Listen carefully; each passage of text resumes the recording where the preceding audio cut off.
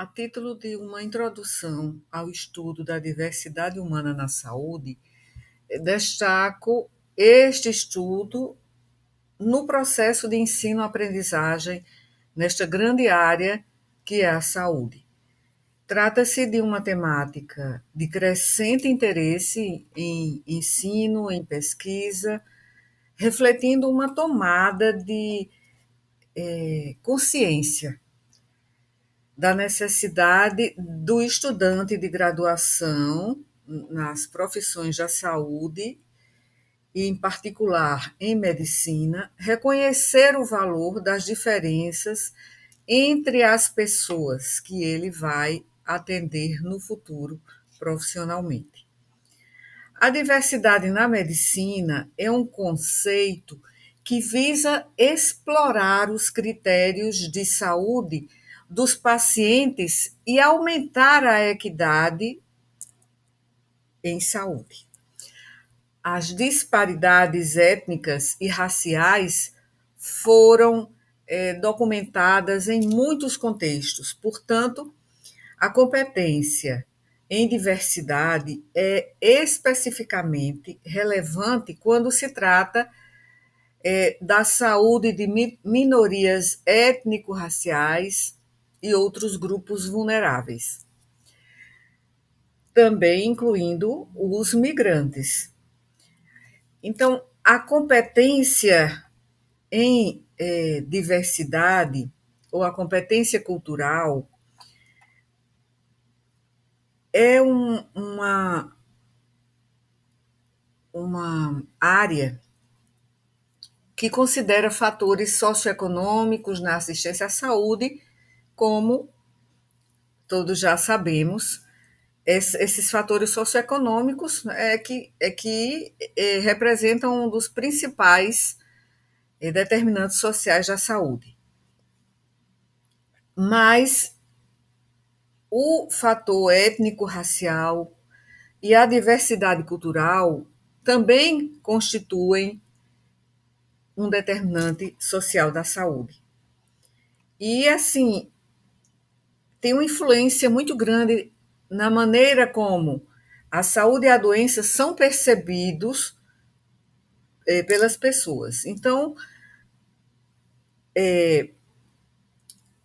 ser uma preocupação central para todos os profissionais da saúde e todos os estudantes da área da saúde é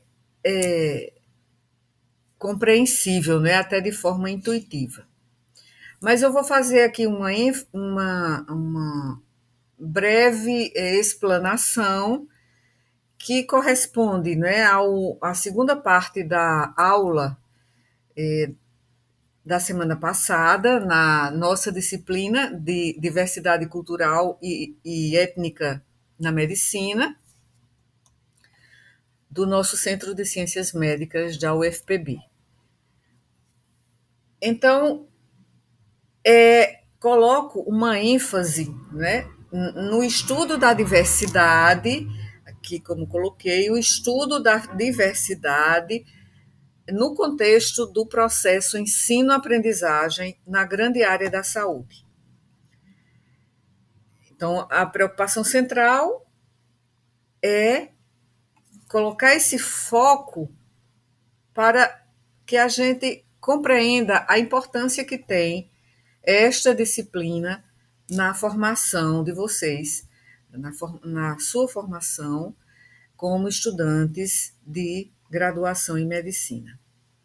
Então, o que é diversidade? Diversidade muitas vezes significa coisas diferentes sob diferentes perspectivas.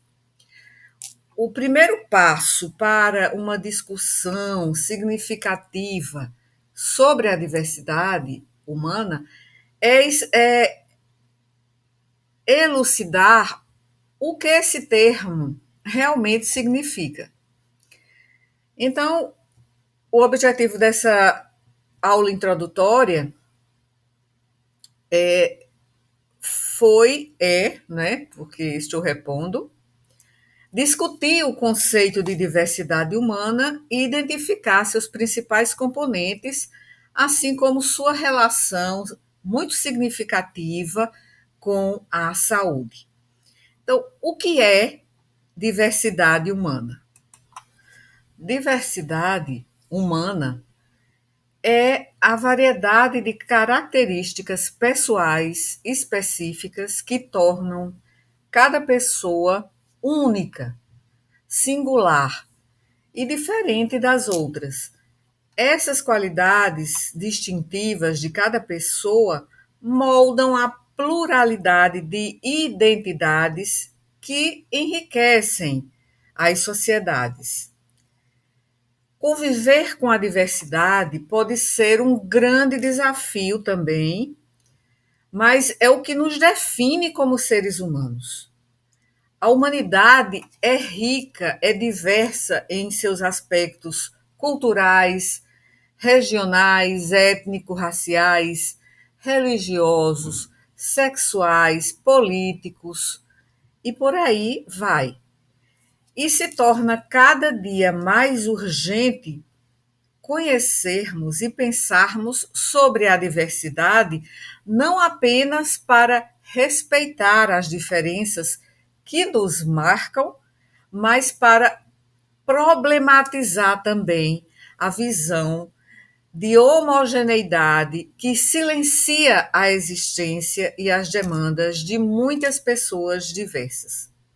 Diversas em relação ao que é estatisticamente considerado mais frequente ou predominante.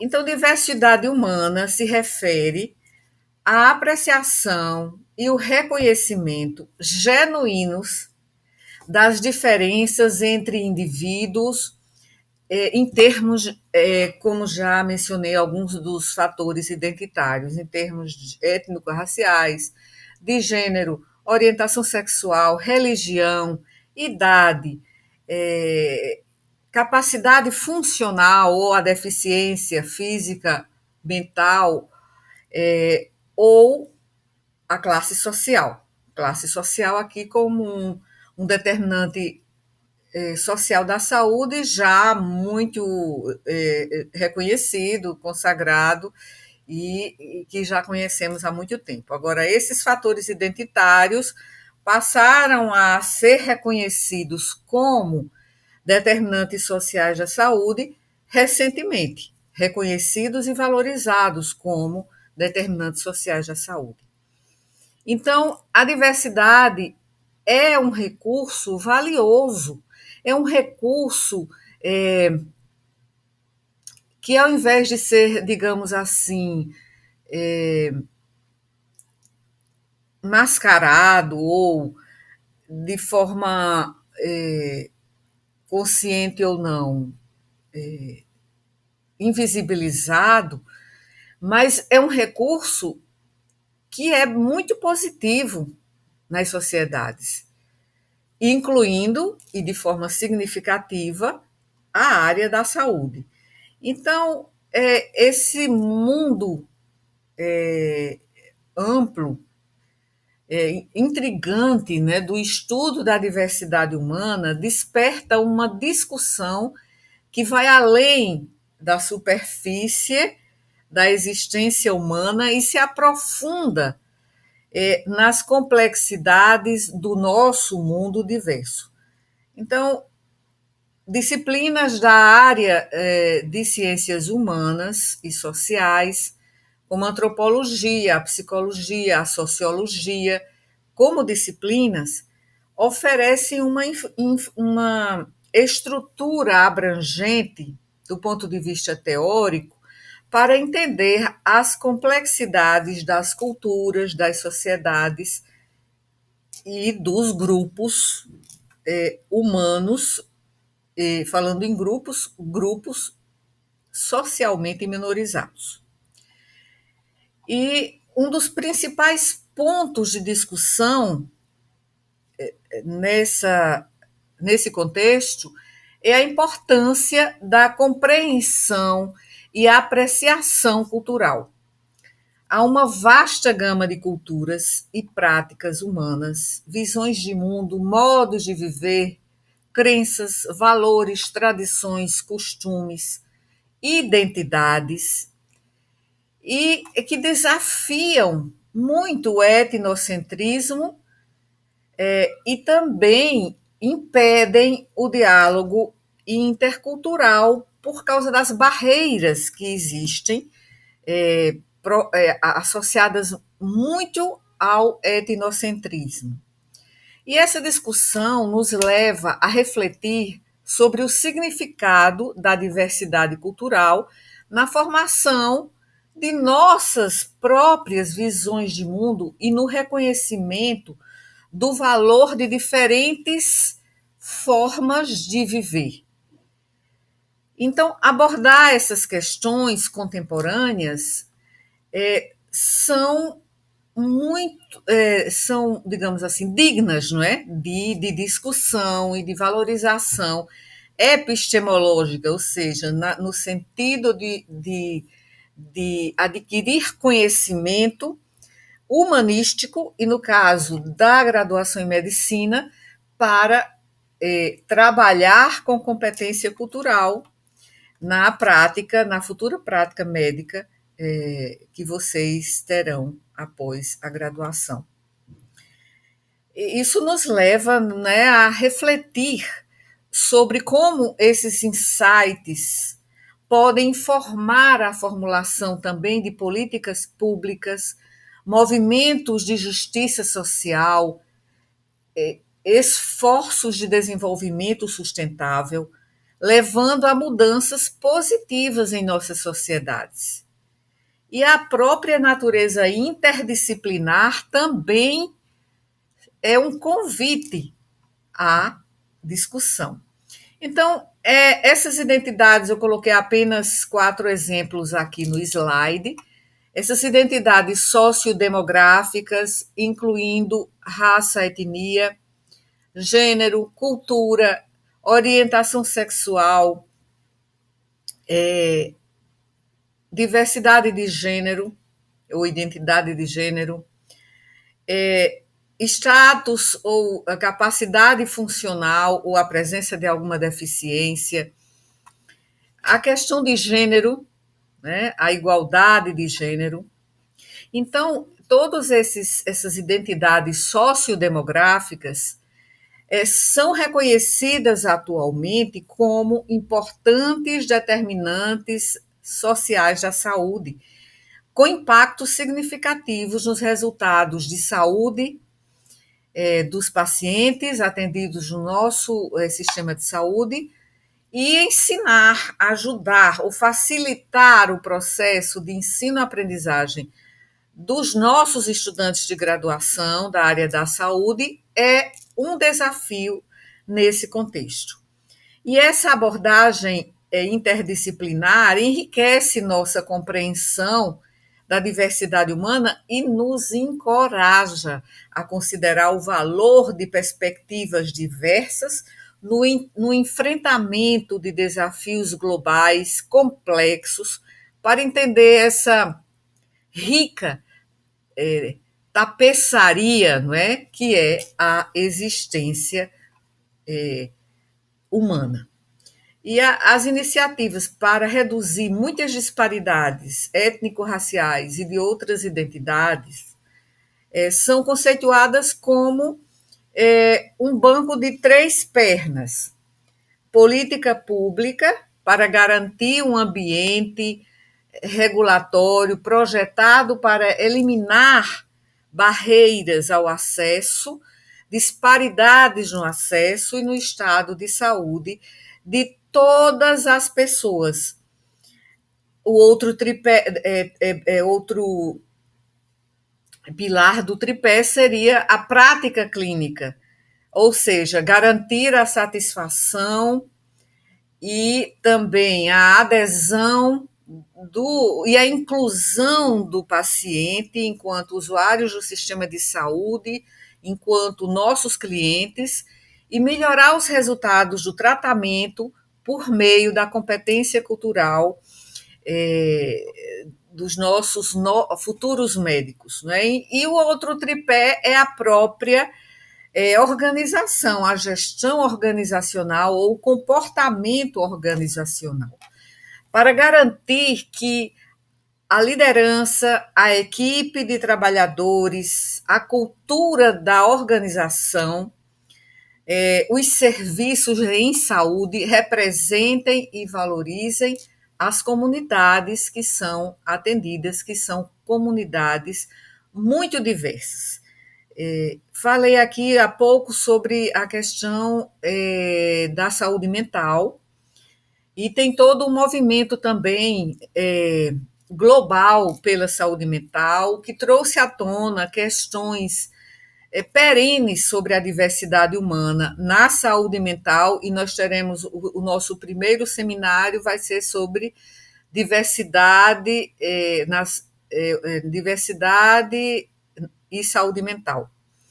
E por meio de debates que têm acontecido em todo o mundo sobre se e como o conhecimento, as instituições e as práticas estabelecidas devem ser alteradas, devem ser mudadas para que haja intervenções éticas, né, éticas e eficazes com diversos povos de diferentes origens étnicas ao redor de todo o mundo, e especialmente em um país como o nosso, um país em desenvolvimento, um país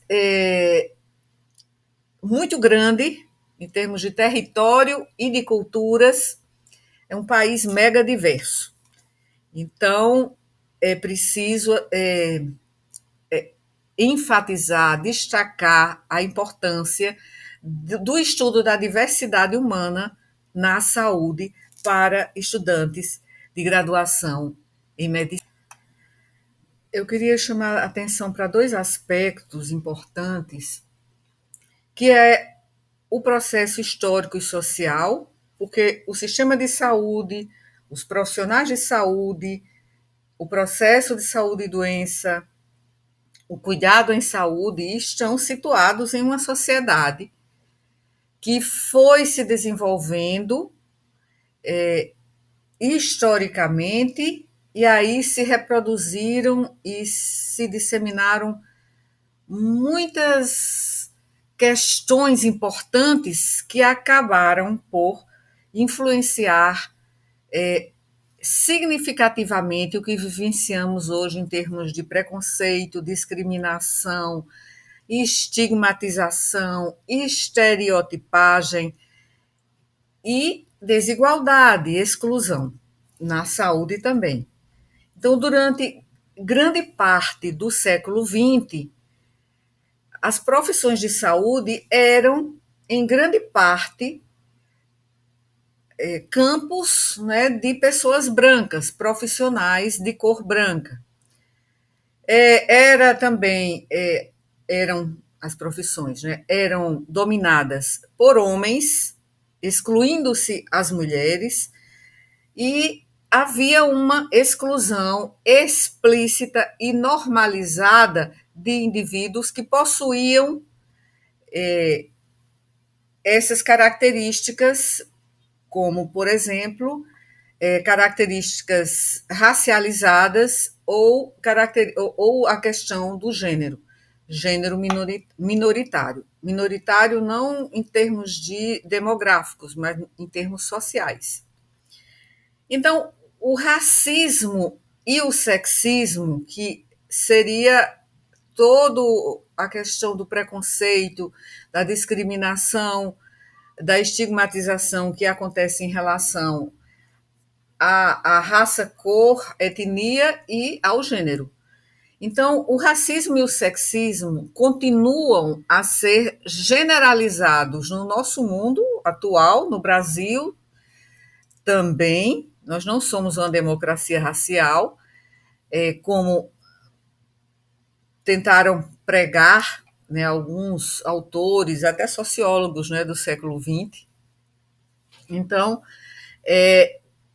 o racismo e o sexismo continuam a ser generalizados na nossa sociedade e, particularmente, também entre os nossos profissionais da saúde e no próprio sistema de saúde.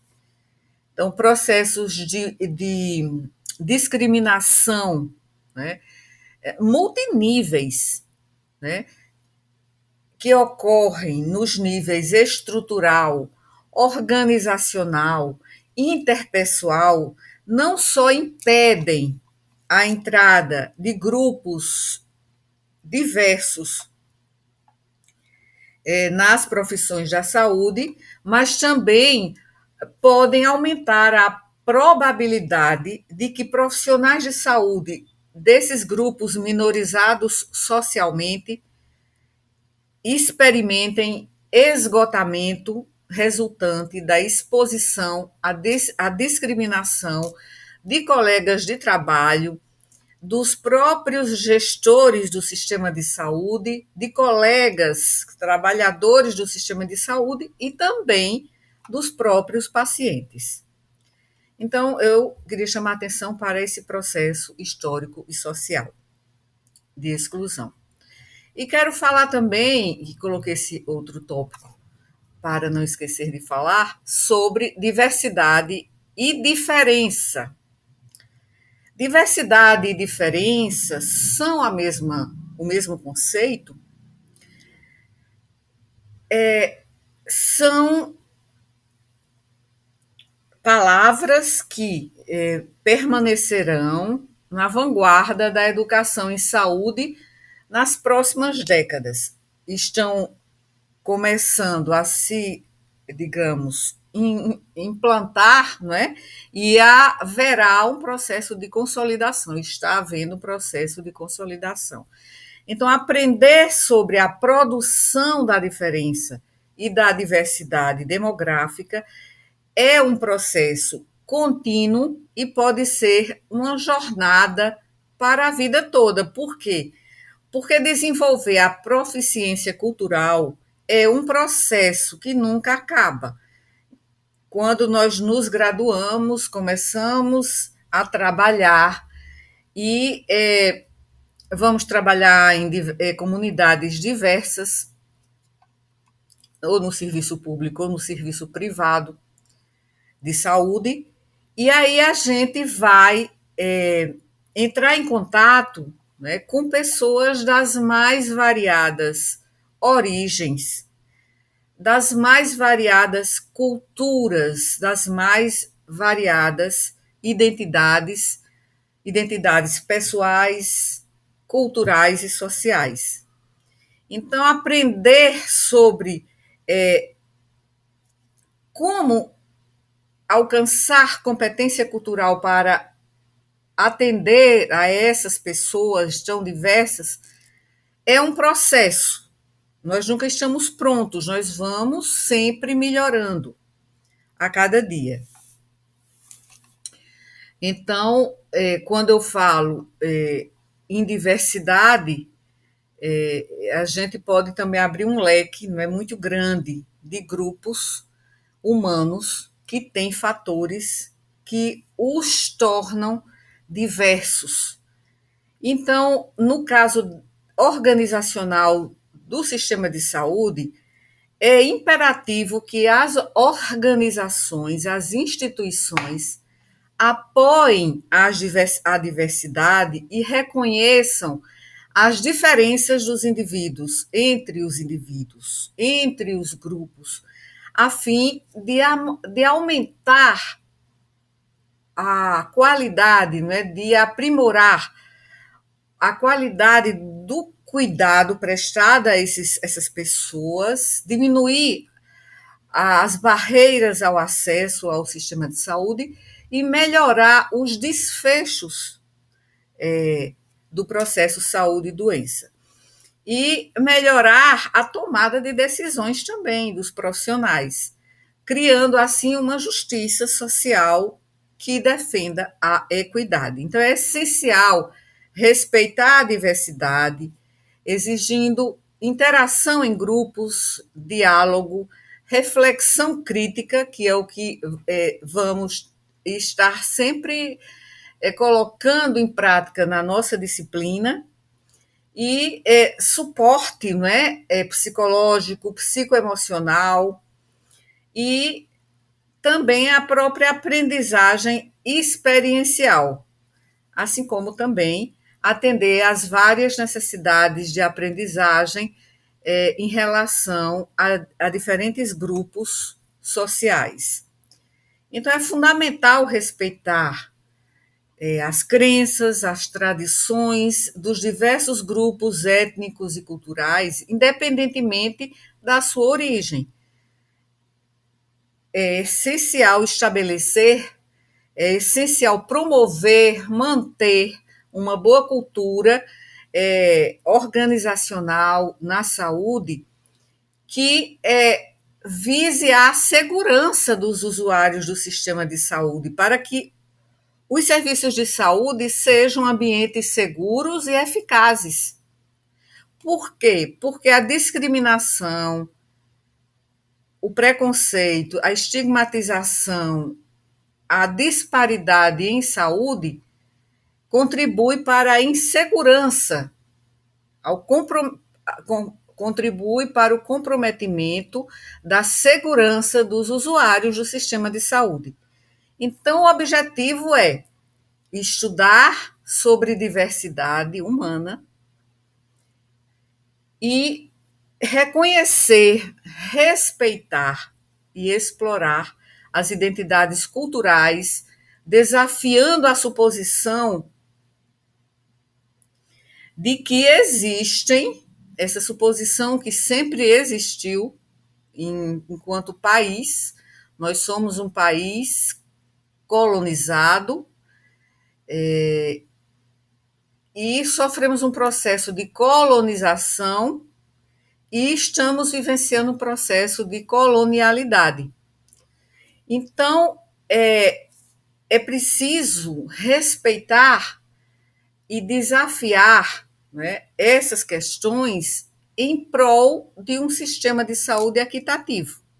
Então, as pessoas que vão trabalhar no serviço de saúde precisam refletir sobre os valores das relações e da cooperação e respeitar as diferenças. Todos temos um papel a desempenhar na promoção de um clima ético e que integre todas as pessoas, né, na prática cotidiana do serviço de saúde e que seja nossa função proporcionar cuidados diretos ou apoiar a prestação de cuidados equitativos. Então, com a ajuda de conhecimentos e atitudes multiculturais, interculturais, respeito às práticas culturais e religiosas e de sexualidade, de identidade de gênero, de fatores étnico-raciais, de estado funcional, da capacidade funcional, de nacionalidade, de nível de escolaridade, de classe social, de idade. Né? Então, é todo um espectro, né, de diversidade. Então, respeito pelas práticas culturais, e esse é um princípio, né, da justiça processual em todas as instituições. Então, o que é diversidade? Diversidade é composta, né, pelo reconhecimento de uma vasta gama de diferenças que existem na vida, né, na cultura, e que isso é extremamente importante na saúde. É tão importante, na realidade, que muitas vidas dependem disso, literalmente.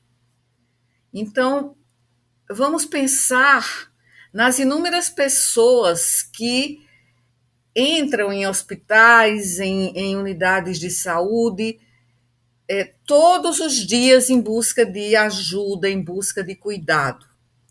Eles, elas incluem pessoas de todas as raças, etnias, credos, gêneros, idades. Quer dizer, é um caldeirão de humanidade, um caldeirão de diversidade. E para melhor nos comunicar, para compreendermos, para tratarmos esses pacientes da melhor maneira possível, é vital que essas pessoas se identifiquem com a força de trabalho da saúde. E é por isso que vocês estão cumprindo esta disciplina na graduação em medicina. Eu acho que já contemplei a pergunta de que o que torna a diversidade no setor de saúde tão importante e como o setor de saúde precisa atingir essa diversidade. Então, por que abraçar a diversidade cultural nos cuidados de saúde, desenvolvendo a competência cultural? Para abraçar a diversidade cultural nos cuidados de saúde, é preciso, antes de mais nada, conhecer o espectro da diversidade humana. A palavra diversidade deriva da raiz latina diversus, que significa vários.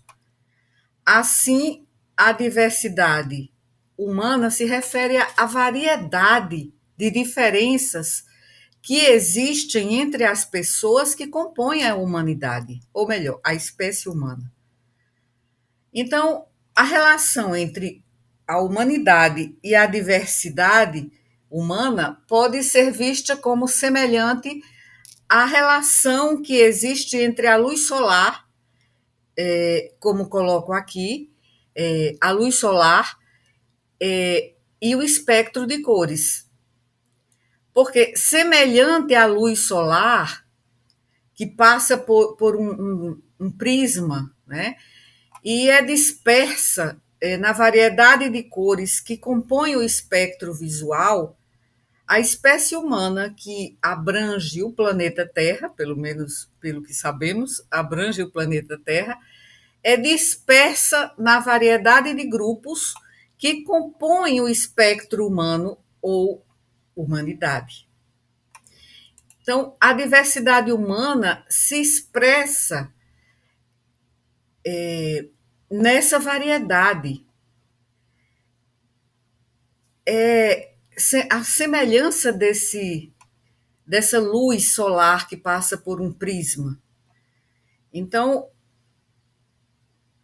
várias formas de se identificar com a vida, se identificar com vários aspectos, né, distintivos na nossa vida, incluindo diferenças em características externas, somáticas, origens, digamos, nacionalidade, não é? Origens culturais, orientação sexual, identidade de gênero. Então, algumas dessas dimensões da diversidade são óbvias, outras são muito sutis, algumas são até invisíveis. Então, essa analogia que eu gostaria de colocar para que a gente entenda é esse conceito fundamental, que é o conceito da diversidade. Vejam aqui o espectro da diversidade com alguns dos principais grupos identitários, grupos socialmente minorizados, que passa aqui nesse prisma do qual eu falei na analogia. Então, o espectro da diversidade, nós temos gênero, feminino e masculino, identidade de gênero, transgêneros, cisgêneros e não binários, idade, né, que são os vários ciclos de vida, raça, cor, brancos, negros, asiáticos, indígenas, Temos o fator étnico, não é, que é diferente de raça, do conceito de raça. A etnia é a ancestralidade, são os antecedentes culturais de populações, de grupos.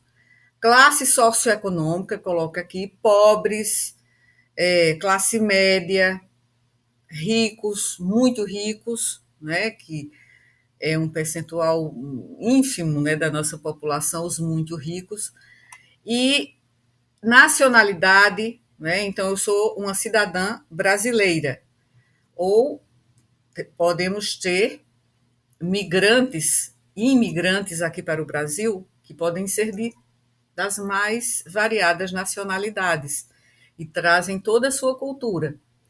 Tem o idioma também, um idioma nativo, né? A religião, a região que eu coloco aqui, religião também. Região do país, então eu sou nordestina, sou paraibana, tenho o meu sotaque característico que pode parecer diferente, diverso, quando eu falo com uma pessoa da região sudeste. Eu cumpri o meu internato em São Paulo e naquela época a gente muitas vezes tinha essa oportunidade de realizar todo o internato em outros serviços e, mais do que isso, em grandes centros urbanos, como São Paulo, Rio de Janeiro. Então, eu fui para São Paulo e lá, quando comecei a cumprir o meu estágio, eu percebia que muitas pessoas, até do próprio staff, do próprio os preceptores, os médicos residentes, as médicas, acabavam achando diferente o sotaque. Então, isso é quer dizer, é um fator identitário muito significativo, né? Que é o sotaque, a maneira de falar, são nossas tradições. Então, a cultura nordestina é respeitada no Sudeste, no Sul do país, mas existem algumas pessoas, alguns grupos que não admitem que o que é diferente deles possa ser aceitável ou possa se colocar em igualdade. Aí é que aparecem as manifestações de preconceito e discriminação. Eu ia falando aqui da região do país e lembrei disso, dessa reminiscência. A ideologia política também, porque, por exemplo, alguém pode ser mais do espectro à direita, ou à esquerda, ou de centro. As crenças espirituais, por exemplo, ateus, agnósticos, cristãos, muçulmanos. Então, é outro fator identitário importante. O status familiar, uma família monoparental, uma família com duas mães, uma família com dois pais, diferente da família, digamos, que é o protótipo da família, pai, mãe, filhos. Né? Então, essa, como eu coloquei aqui, o status familiar também. E a orientação sexual, né, que é todo um grupo, todo um espectro LGBTQIAPN+, o tipo corporal também, né, magros, com sobrepeso, obesos, pessoas com obesidade grau 3, né, uma obesidade muito mais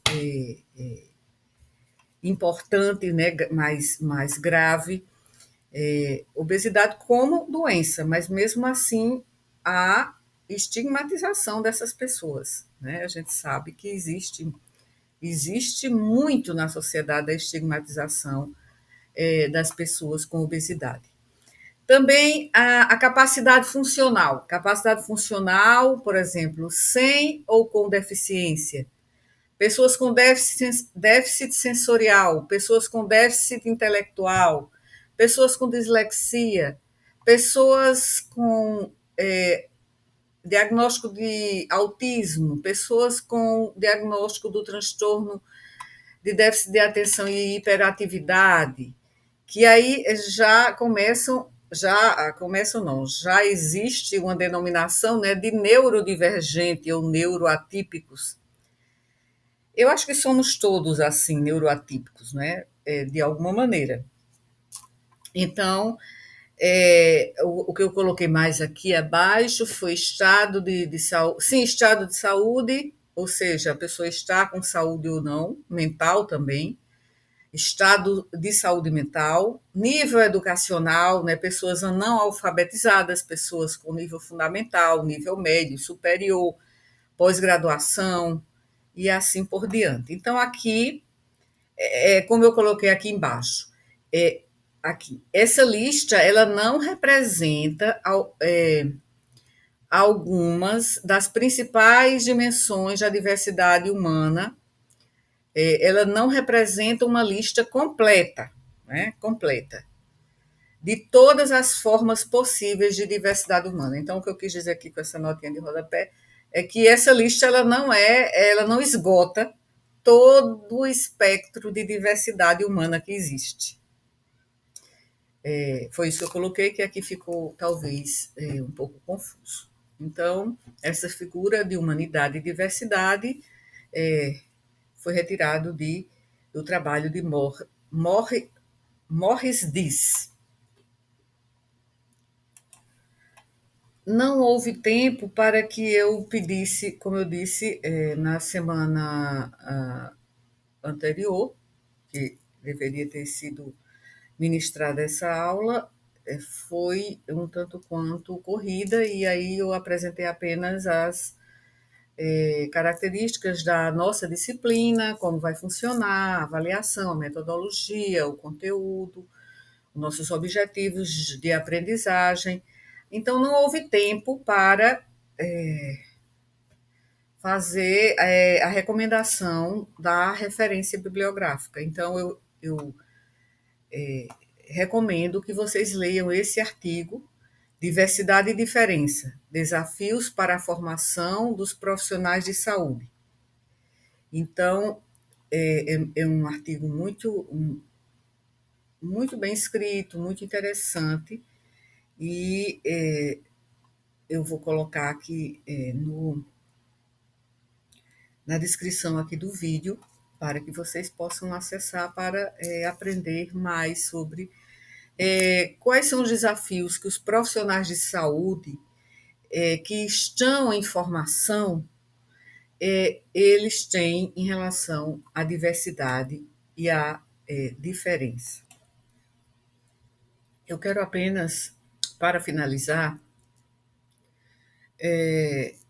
sob esse título Desvendando a Diversidade Humana, eu quero falar de alguns fatores identitários importantes que nós vamos estudar ao longo do semestre. Em cada encontro nosso, nós temos uma temática relacionada a um grupo socialmente minorizado e às disparidades em saúde e as questões que esses grupos enfrentam no atendimento em serviços de saúde. Então, o primeiro deles é a raça, cor, etnia. Então, para compreender completamente o desenvolvimento desse conceito de raça, que é um conceito social e historicamente determinado, não é biológico, como vamos estudar em um dos nossos seminários, é importante que esses mecanismos subjacentes ao processo de racialização, ou seja, de identificação de diferenças raciais, sejam adequadamente compreendidos. Por quê? Porque muitas questões são controversas e difíceis, né, de compreender e são relacionadas à percepção, né, de que diferenças raciais desencadeiam certas reações psicológicas profundamente arraigadas e relacionadas ao contexto mais amplo da percepção de diversidade. Ou seja, o que se torna mais diverso em contraponto ao que é mais similar. Mais similar a quê? Mais diverso em relação a quê? Mais diverso em relação ao grupo privilegiado na sociedade, que são pessoas que têm condições socioeconômicas privilegiadas, pessoas brancas, pessoas que entendem ou querem que as pessoas pensem que os homens são superiores às mulheres em termos de capacidade, de inteligência, de criatividade, em todos os sentidos, né? Então, essas formas de pensar são particularmente perigosas e difíceis de abordar. Por quê? Porque derivam muitas vezes da emoção e não da racionalidade da mente lógica. Então, serão também temáticas que nós vamos discutir, que são temas difíceis de discutir, né? A etnia também, já mencionei, né? Mas há diferenças entre etnia e raça-cor, porque a palavra etnia é derivada da palavra grega etnos, que significa povo ou nação. Então, se refere às pessoas que se identificam umas com as outras com base em uma cultura, em uma origem e uma ancestralidade compartilhadas. E as pessoas podem compartilhar um senso de pertencimento umas com as outras com base na origem nacional, na afiliação religiosa, nas características físicas, nas diferenças culturais. Então, tem histórias compartilhadas, alimentos, né, que são característicos da gastronomia de determinadas nacionalidades, vestimentas, nomes de família, idioma, música, costumes, religião. Né? Então, isso pode unir as pessoas em um grupo étnico. O status socioeconômico também é um conceito que é um amálgama de termos usados para denotar, né, essa variável, né, em alguém dentro da sociedade, que é medido pela relação de alguém com posse econômica, não é, com capital, com riqueza, com poder e com prestígio. Então, em estudos sociológicos e psicológicos e da psicologia social sobre os efeitos do status social, o conceito desse status tem sido assim amplamente adotado no lugar de classe social. Então, falemos em status social em vez de classe social. Se bem que muitos autores continuam falando em classe. Enquanto a classe social é tipicamente medida por renda ou riqueza econômica, o status socioeconômico reconhece a importância da relação de alguém com o poder dentro das instituições sociais, as várias instituições. A educação, a mídia, a saúde, a economia, a política, ao direito, né, à justiça. Então, em particular, o status socioeconômico leva em consideração a ocupação, o nível de educação, renda, riqueza atribuída ou então alcançada, digamos, a posse de capital cultural, político. Então, isso é status social. Também a religião e a espiritualidade, né? A religião é um fator importante, né, nessa questão da diversidade. A religião exerce uma grande influência na vida de muitas pessoas em nossa cultura. Quando as pessoas são perguntadas ou foram perguntadas em uma pesquisa que questionou o seguinte: quão importante você diria que a religião é em sua vida? Se é muito importante, se é razoavelmente importante, ou não é importante, ou não muito importante. Então, 27%, 27% responderam como razoavelmente importantes. 57% responderam como muito importantes. Então, uma questão separada, mas relacionada, que é a espiritualidade, também influencia muito a vida das pessoas. E influencia também a saúde, influencia também a recuperação de um processo de agravo à saúde. Então, orienta suas decisões, suas escolhas e como essas pessoas veem o mundo. Então, tomadas em conjunto, religião e espiritualidade têm sido uma parte do nosso mundo, desde o início dos tempos, definindo limites culturais, influenciando as artes, afetando a direção, digamos assim, em que sentido, não é? Foi, né, os cuidados de saúde, que percurso os cuidados de saúde tiveram ao longo do tempo, causando ou também terminando a religião. Terminou muitas vezes em guerras, e ainda estamos em guerra, e, em geral, impactando o desenvolvimento da humanidade.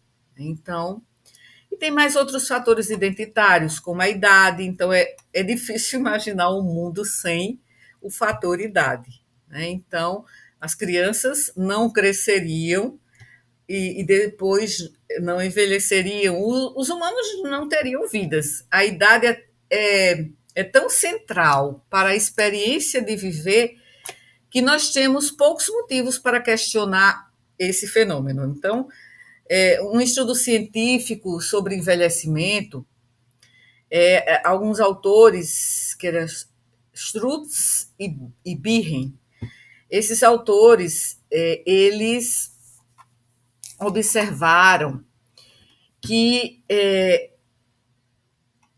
a forma como nós conceituamos os alvos das investigações na língua inglesa, né, e na língua portuguesa, a idade tem dois significados.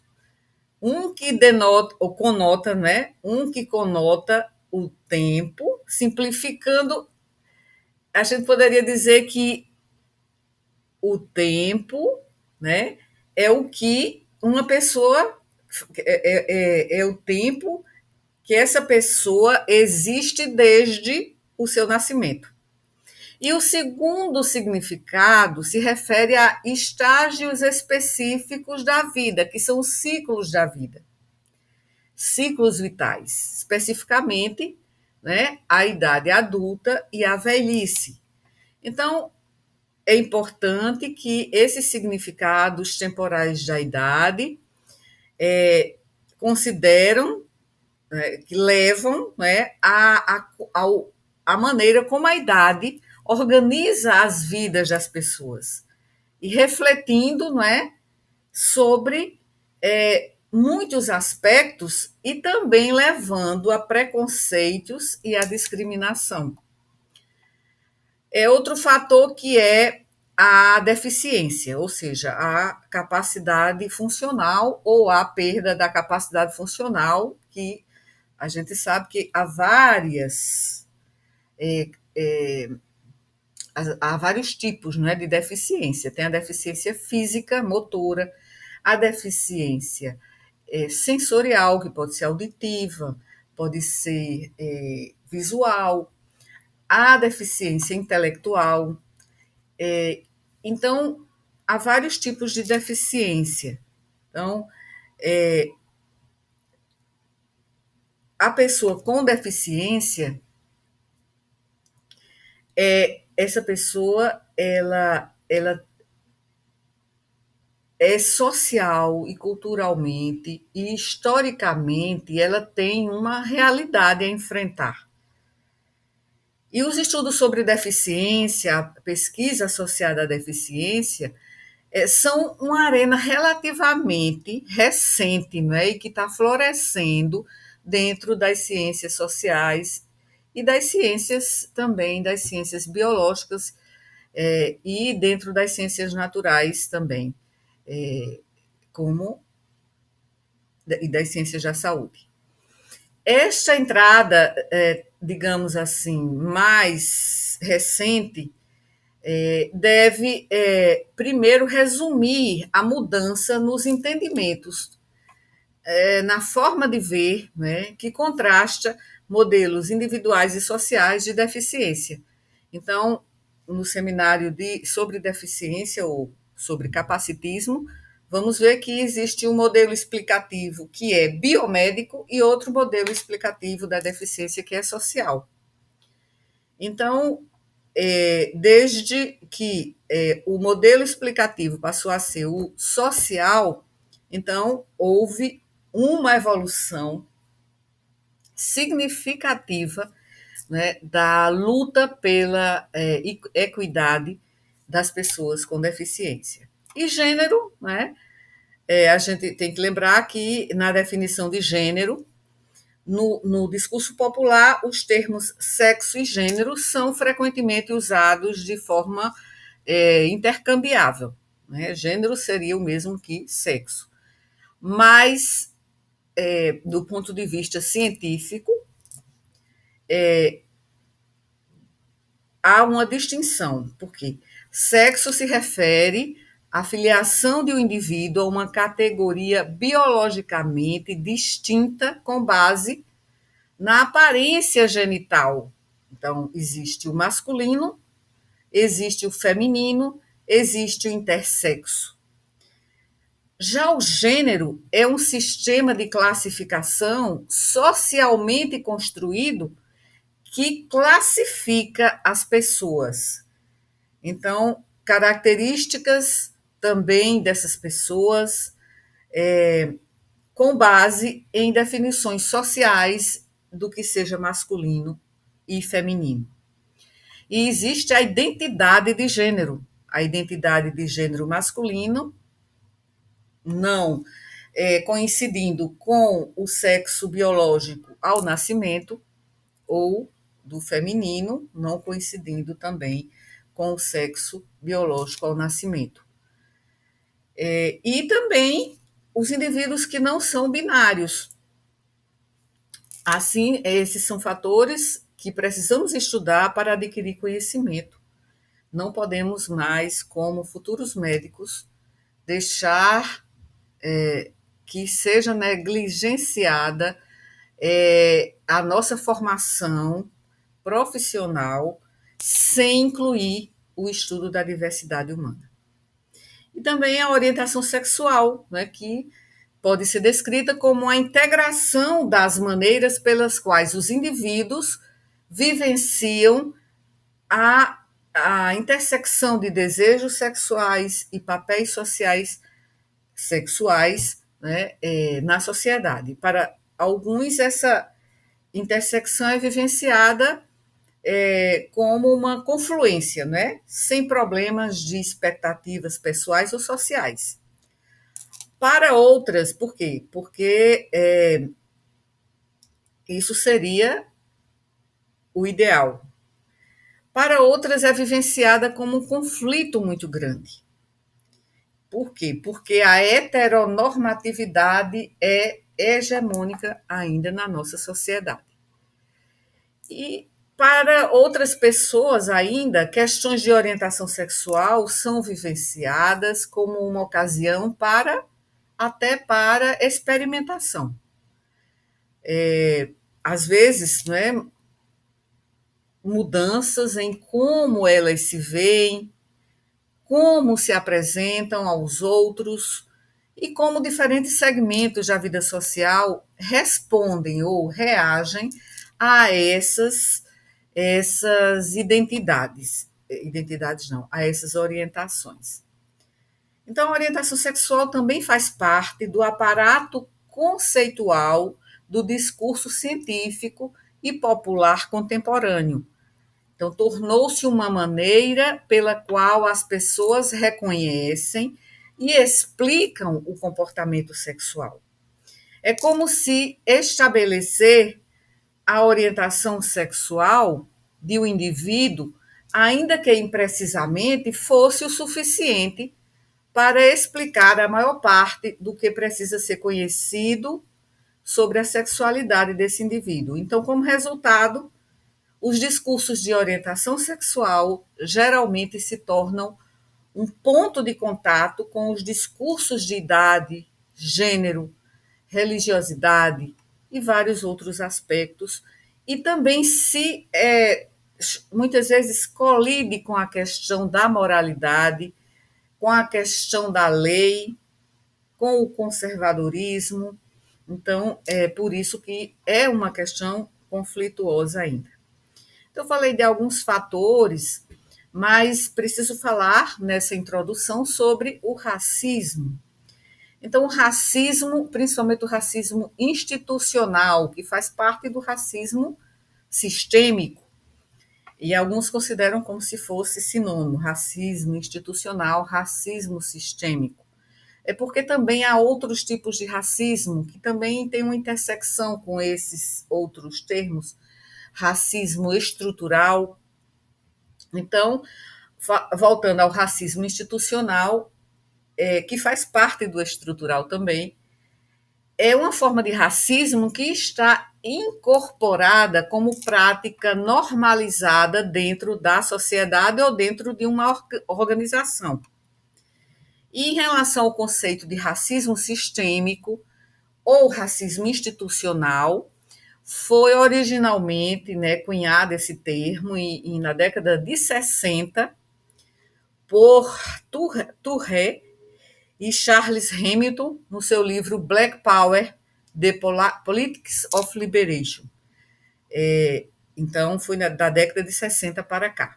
Então, o racismo sistêmico satura muitos países colonizados, principalmente dentro dos sistemas de saúde. E as desigualdades são evidentes tanto na prevenção de doenças, no acesso à saúde e no tratamento de pessoas racializadas, né, pessoas de cor, raça negra, pessoas de cor, raça, etnia indígena.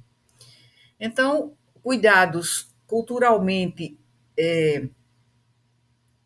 distorcidos, que não consideram a multiculturalidade, podem permitir a opressão de alguns grupos, por isso chamamos socialmente minorizados. Não é que seja, por exemplo, os negros são a maioria da nossa população brasileira atualmente. Mas é a opressão no sentido de que são grupos socialmente minorizados. E isso resulta em graves desigualdades de saúde. Existem estudos que demonstraram que, vendo agora o lado da formação, que os estudantes que se formam nos cursos de medicina sentem que não têm uma formação e uma experiência suficientes para fornecer atendimento individualizado, voltado, né, às necessidades de pessoas de culturas distintas, ou seja, um cuidado culturalmente seguro, nem para os povos originários, né, as populações indígenas, nem as outras pessoas de grupos racializados.